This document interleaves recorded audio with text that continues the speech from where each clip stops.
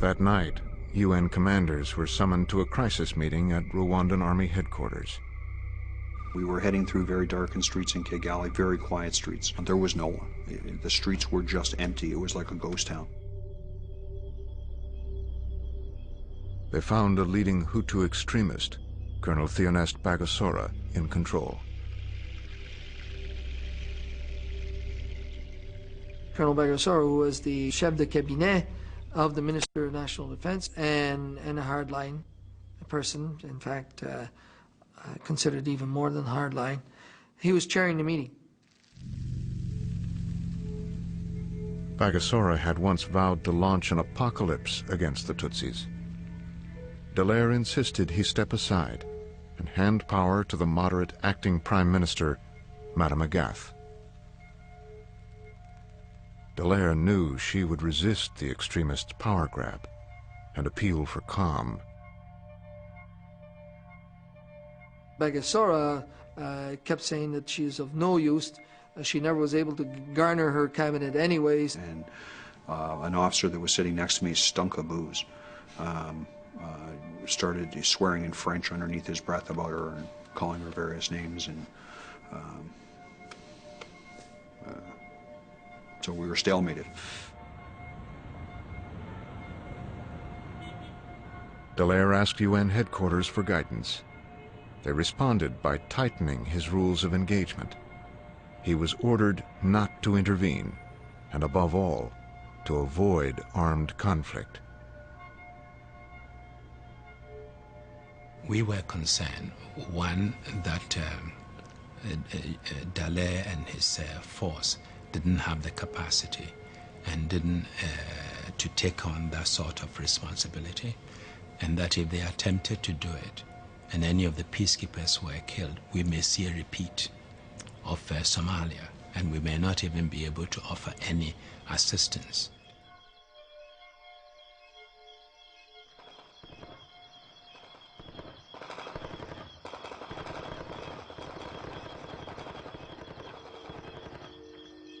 You heard gunshots, you heard screams, you heard just so much activity that you knew this was going to be, an awful night. And in the darkness, you were just, I remember feeling like, I don't want the daylight to come because I don't want to see, knowing what I'm hearing. Well, what's going on here, huh? We got all the kids in the hallway and the television. This is April 7. It's about 6 o'clock in the morning, and we were woken up at about 5:15, 5:20 by a lot of gunfire and stuff. Yeah, the killing was happening right there. Our kids were listening in. While they're describing on the radio, and I'm talking back to them and saying how people are being killed in their front yard, and I'm saying we're trying to get help, and we're just trying to figure out what we can do. This whole drama's unfolding, and our kids are standing there glued to this thing, and all of a sudden I go, whoa, I see, one of them standing there and just transfixed, and I say, Teresa, take them away.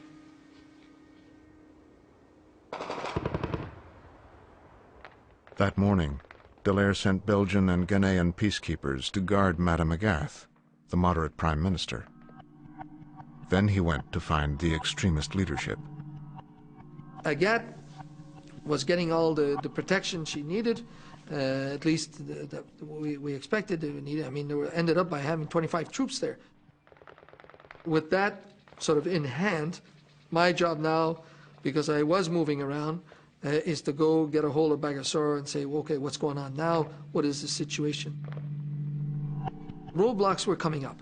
But as I got closer to the inner core of the city, the roadblocks became more serious, and ultimately the roadblocks in that inner circle there was controlled by the Presidential Guard.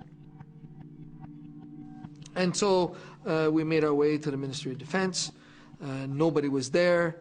So I said, well, maybe they're right back to where they were last night. So just turned and went towards the ESM. As Dallaire looked for the extremist leaders, the Prime Minister's house was surrounded by Rwandan troops. Inside, UN peacekeepers sent to protect her were under orders not to use force. The Prime Minister called her neighbor, American diplomat Joyce Leader. About 8:30 in the morning, she called and asked if she could come and hide in my house. The Prime Minister? The Prime Minister. And I didn't give it very much thought, and I said yes. But then when the Ghanaian peacekeeper who was guarding her, he must have put a ladder up on her side of the fence, and he came up above he raised his head above the fence, and there were shots fired just then.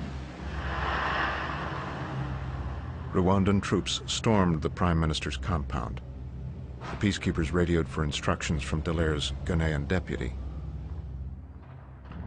We were in communication with them all along, and it was not even rational for them to try to oppose them. The best they could do was to talk to them, to negotiate, to tell them, look, what you're about to do is wrong, you cannot do it. At gunpoint, the UN troops surrendered their weapons to the Rwandans. The Ghanaian peacekeepers were soon released, but the 10 Belgian troops were taken hostage and led away. Their radios became silent. Then you suspected something had gone wrong because communication was suddenly cut off. Then you sense a danger. Something must have happened. About another half hour later, we actually heard a scream and a shot and realized that it was the Prime Minister who had been found and killed.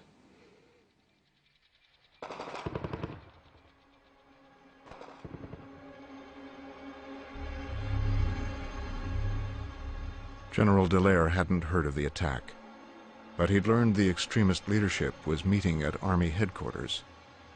As he approached, Dallaire caught a glimpse of his soldiers inside the Army compound, lying in the dirt. And at the gate, as we went by, I saw 2 soldiers in a Belgian uniform lying on the ground about 50-odd meters inside the camp. And so your whole life is dependent on those nanoseconds of taking that right decisions, because it's life and death. I was already saying, I can't get those guys out of there. I just don't have the forces or the deployment capability. I've got so many other troops that I don't know of, and all the vulnerability of the rest. I can't take these bastards on. To do anything for them and for the others, I had to negotiate. Dallaire carried on through the next gate to confront the extremist leadership. But he decided not to mention his troops, who he knew were being beaten 200 yards away.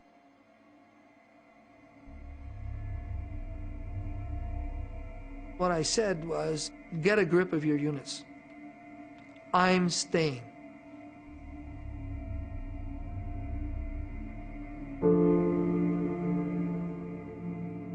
The informant, Jean-Pierre, had told us that they were trying to set up to wipe out a dozen or so, or 10 Belgians, in order to break the back of our mission, because if the Belgians pulled out, I had no real substantive capability to sustain myself, and that the international community would pull us all out.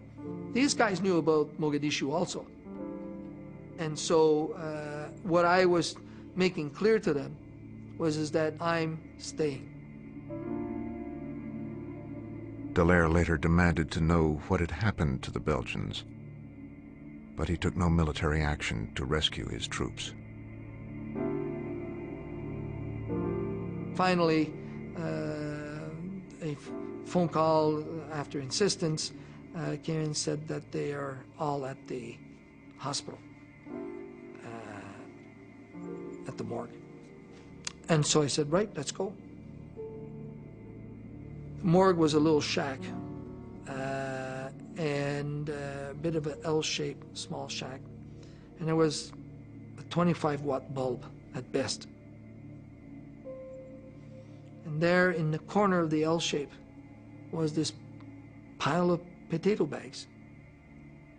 Just looked like a pile of big, huge potato bags. And as we got closer, we saw that they were bodies.